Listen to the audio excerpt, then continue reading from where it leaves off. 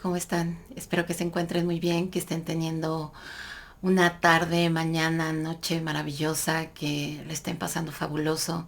Ya estamos a nada de terminar este 2023, de entrar a este 2024. Espero de verdad de corazón que haya sido un año fabuloso para ustedes, pero si no lo fue, no importa. Tenemos el 2024 para romperla, para hacer un año espectacular, para ir con todo. Pero sobre todo espero que ahorita estén rodeados de todas las personas a las que aman, a las que quieren ver, a las que quieren abrazar, apapachar, a las que quieren así, ¡ay! Te abrazo y te estrujo porque, ¡ay! Tengo ganas así de abrazarte fuerte, fuerte. Espero que estén rodeados de esas personas y que les estén dando todo su amor, que compartan muchas sonrisas, que coman rico, que brinden, que bailen, que gocen, ay, que estén bien. Como ya vieron en el título, vamos a hablar sobre la alegría, que es la última de las emociones instintivas de las que vamos a hablar, de las primarias, de las que están aquí para que nosotros existamos y podamos sobrevivir a este mundo que a veces puede parecer caótico y sin sentido. Pues bueno, ahí está para esto, estas emociones. Y en el caso de la alegría, uff, increíblemente necesaria. Y creo que todos, si pudiéramos elegir una emoción para sentir continuamente, sería justamente esta, la de la alegría. Lamentablemente, pues no la podemos estar experimentando las 24 horas, pero en un ratito se van a dar cuenta que a lo mejor sí podemos hacer una que otra cosilla para poder sentirla. Y antes de entrar en eso, voy a tener que hacerles una diferenciación entre la felicidad y la alegría, porque normalmente, y es válido, se confunde estos dos términos, estas dos palabras, porque pues van muy junto con pegadas, digamos que son como hermanas, primas, sobrinas, comparten el mismo ADN. Es más, en el cerebro también se iluminan las mismas áreas cuando hablamos de estas emociones, ¿no? En el caso de la felicidad, pues es más bien como un estado de ánimo. Un estado de ánimo es más complejo, digamos que en el estado de ánimo se suman emociones, sensaciones, sentimientos, eh, pensamientos, experiencias, conocimiento. El estado de ánimo es muchísimo más complejo, mientras que, por ejemplo, en el caso de la alegría es más instantánea, es más momentánea, es de repente surge, no tanto como en el caso de la sorpresa, que nos puede durar unos segundos, instantes. La alegría todavía nos dura un poco más, pero definitivamente es, ¿cómo decirlo? Es reactiva. De hecho, está muy relacionada con las sensaciones de placer. Así que sí hay una gran diferencia entre una y la otra.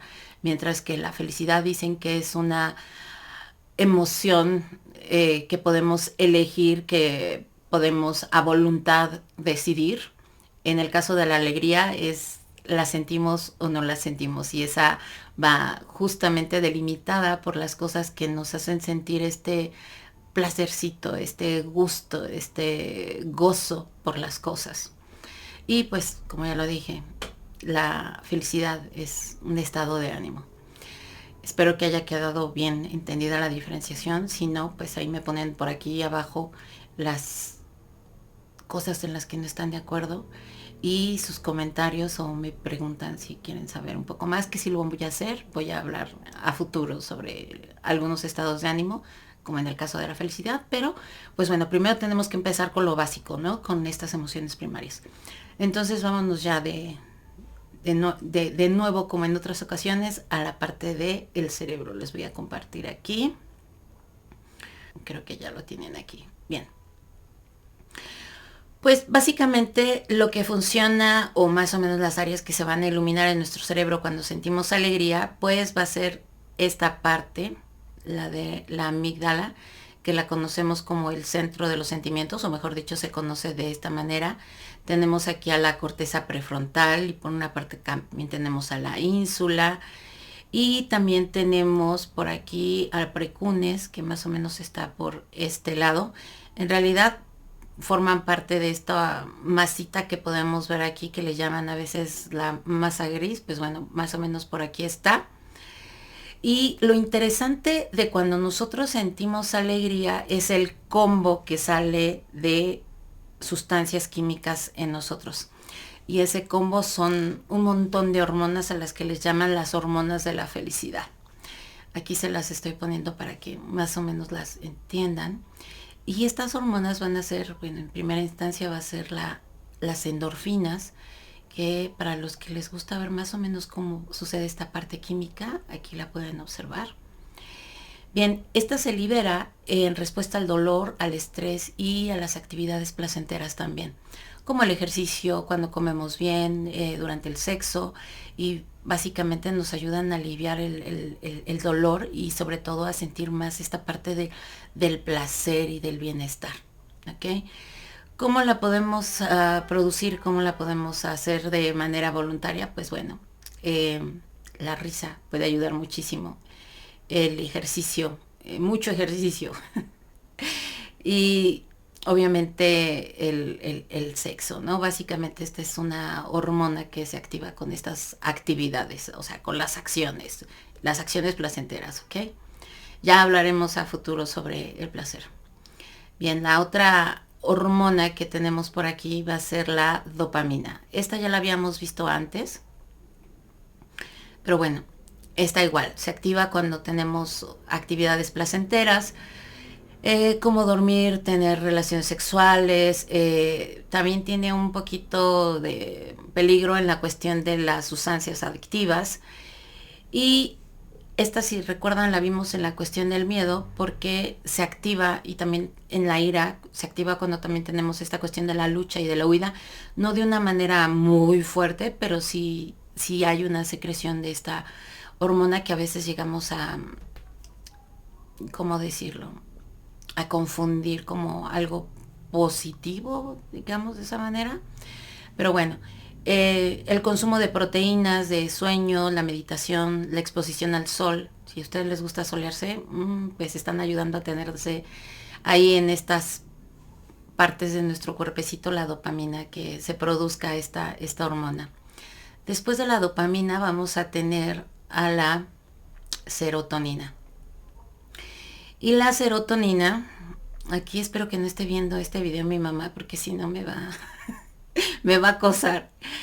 Porque ella tiene un libro que habla de que tenemos un cerebro en nuestro estómago y que justamente por ello tenemos que tener una alimentación muy buena, equilibrada y balanceada.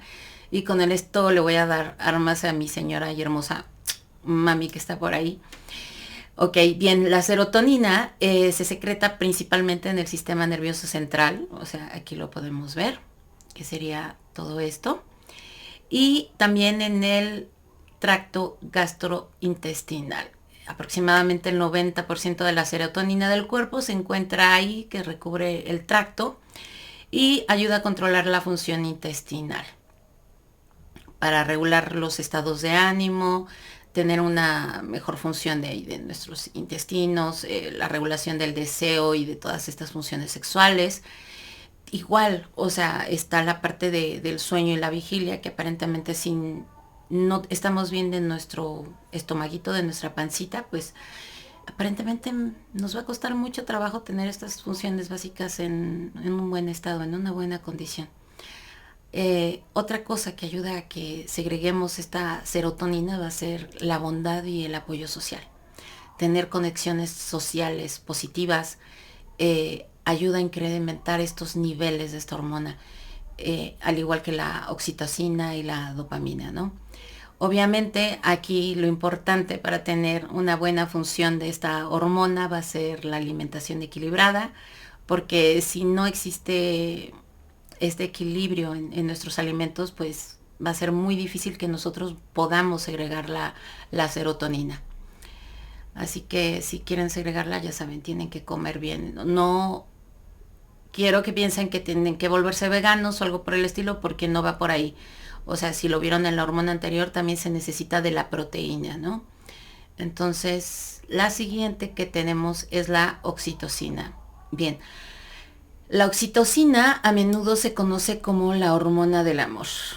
Cuando decimos, ay, se te subió la oxitocina o la bilirrubina o esas cosas que no sé por qué dicen bilirrubina, pero bueno, la oxitocina. Esta funciona con la secreción por una actividad eléctrica del hipotálamo. A ratito les regreso por ahí al hipotálamo.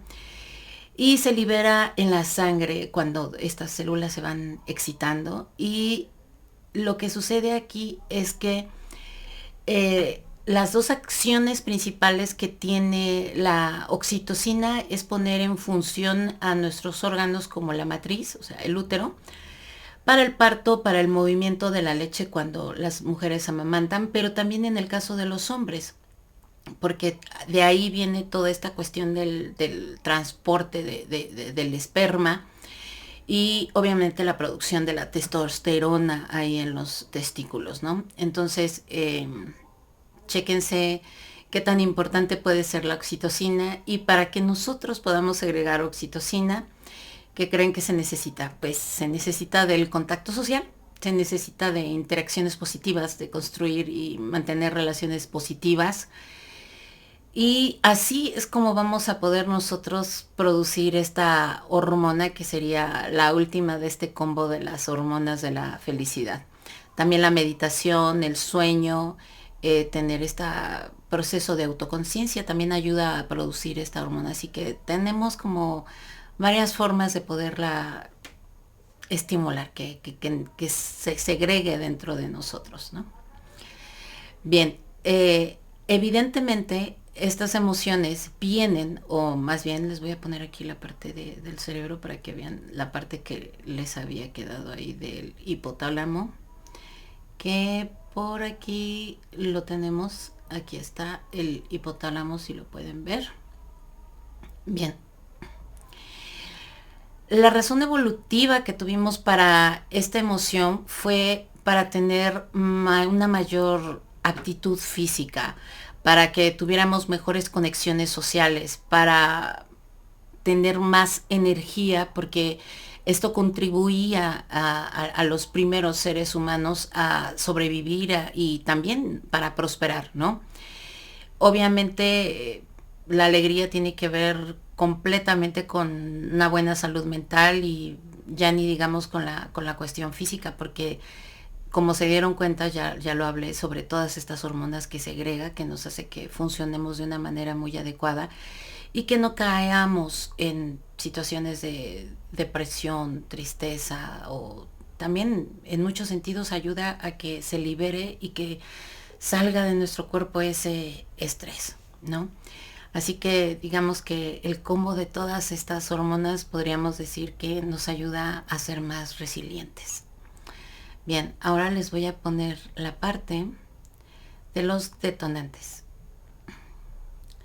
¿Y a quiénes tenemos como los detonantes? Bueno, los placeres simples, que son básicamente y están relacionados con nuestros sentidos, con todos: oído, olfato, gusto, vista, tacto, comer, beber algo que nos guste, escuchar nuestra canción favorita,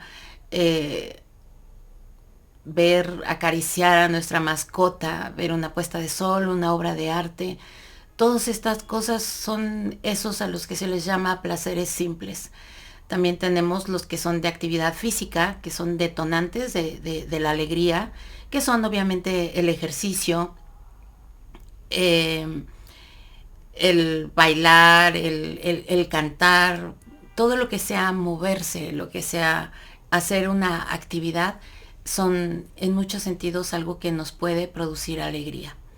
También están las conexiones sociales, que ya lo vimos en la cuestión de las hormonas de este combo. Pues el pasar tiempo con estas personas, el conocer a personas lindas, amables, el recibir abrazos, apapachos, siempre va a ser un detonante de la alegría.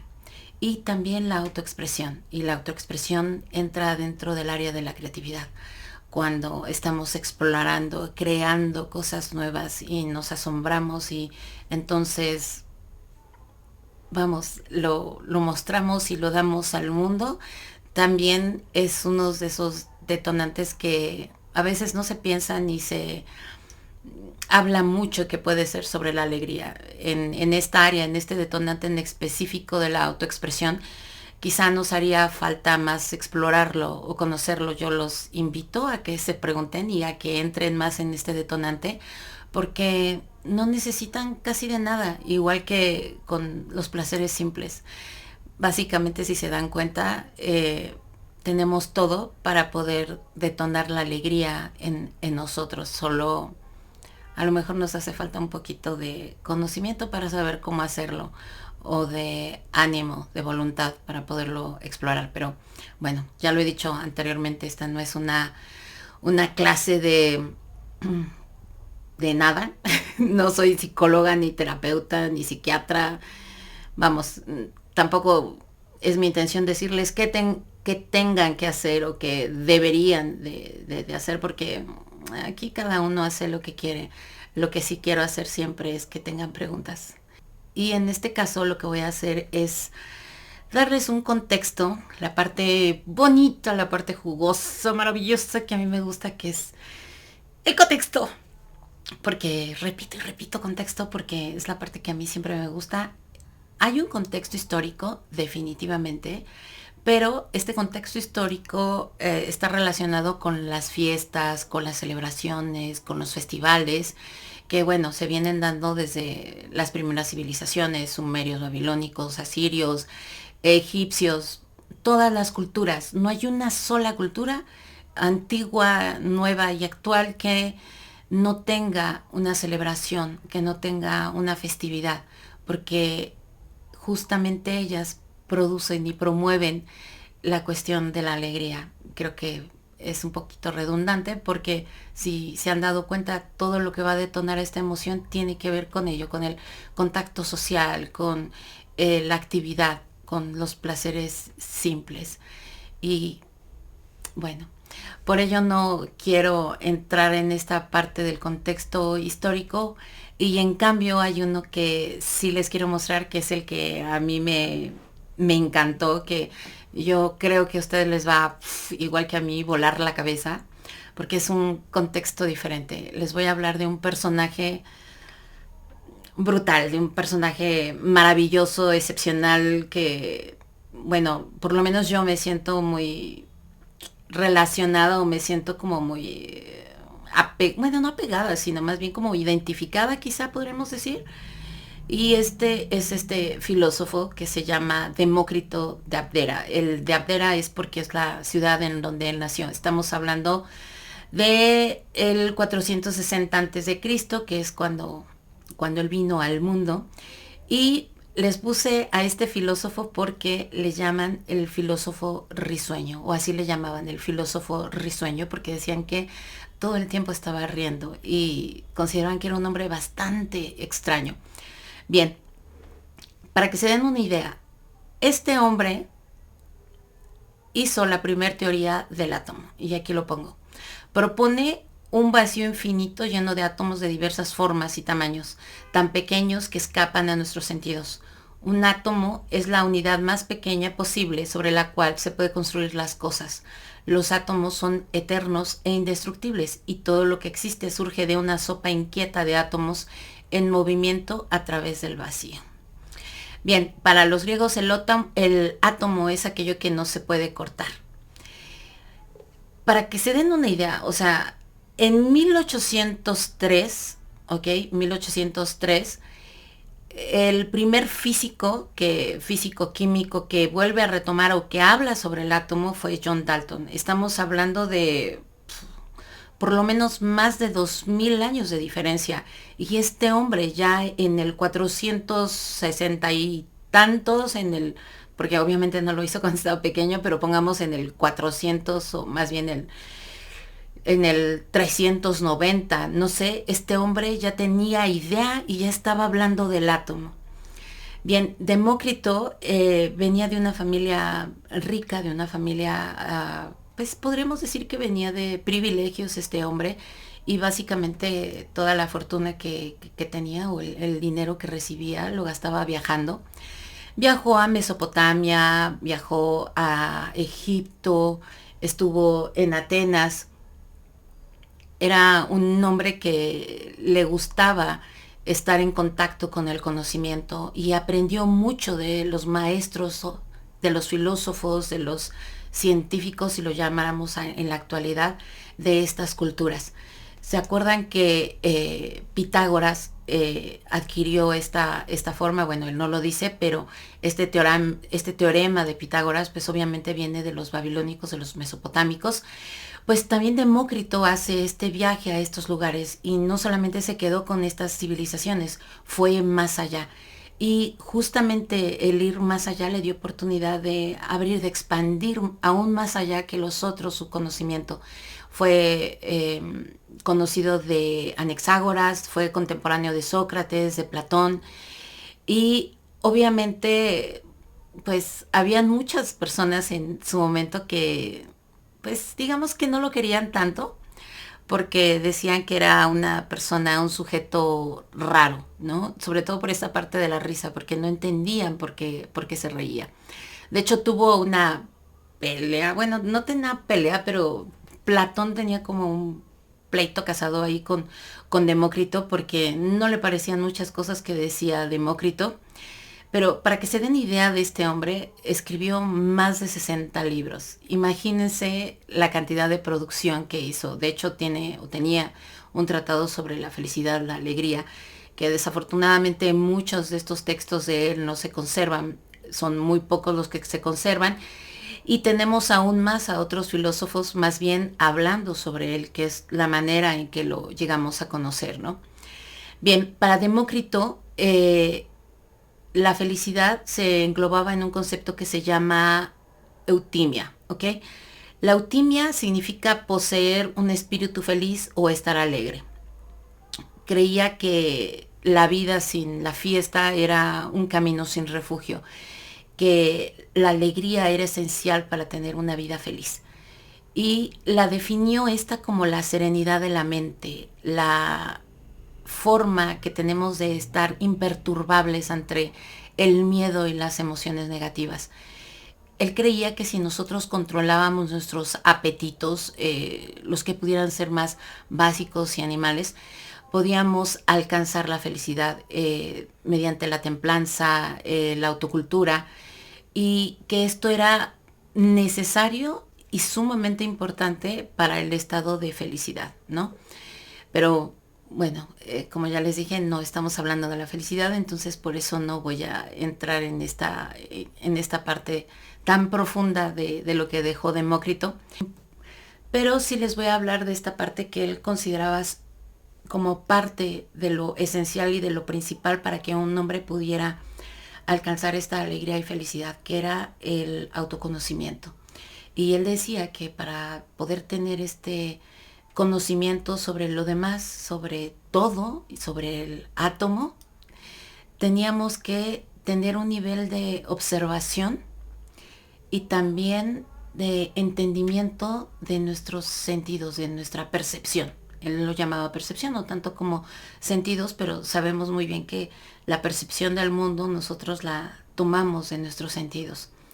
Así que este hombre, ojalá pueden por ahí encontrar un libro de él o leer más de él, porque van a descubrir que, vamos, si se dan cuenta, él ya desde antes que todos los que han estado hablando sobre esta emoción de la alegría o de la felicidad, él ya sabía cómo era y por qué se daba, sin tener realmente una conciencia sobre lo que son las hormonas o las sustancias que operan en nuestro cerebro. Él ya lo intuía. Algo curioso que sucedía con él era que decían que pasaba mucho tiempo en solitario. De hecho, él nunca se casó, nunca tuvo hijos. Eligió una vida un poco, no aislada, pero no tan cercana con todo el mundo. Y de alguna manera como que evitaba situaciones negativas o situaciones conflictivas. Prefería siempre estar más bien en situaciones que fueran productivas o que bien le incitaran a pensar, a ser más creativo, ¿no?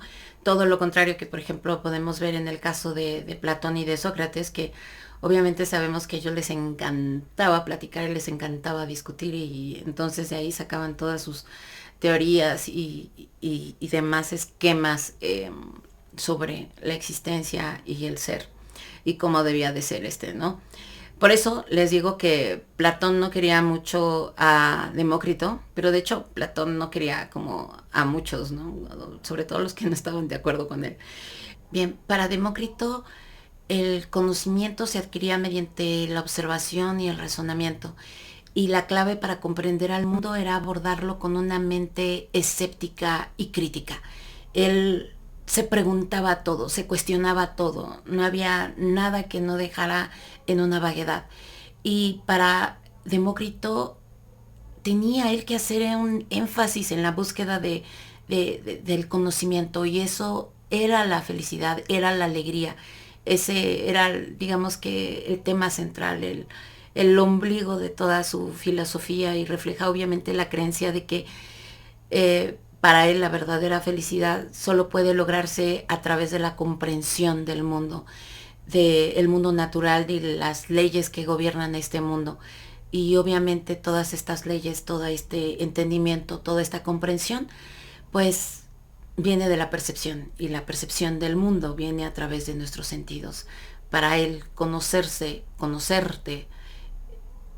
te hace entender el mundo. ¿Se acuerdan en el primer video que les hice, que hablaba sobre el miedo, en donde Sócrates hablaba sobre esta frase que estaba ahí en este templo de Delfos, que decía: conócete a ti mismo y conocerás al universo y a todos los dioses? Pues sí, era esta manera de entender cómo podíamos llegar a la alegría y a la felicidad. No por nada se le llamaba el filósofo risueño. Este hombre le encantaba reír. No era muy entendible las razones por las que se reía, porque él no le veía sentido a nada.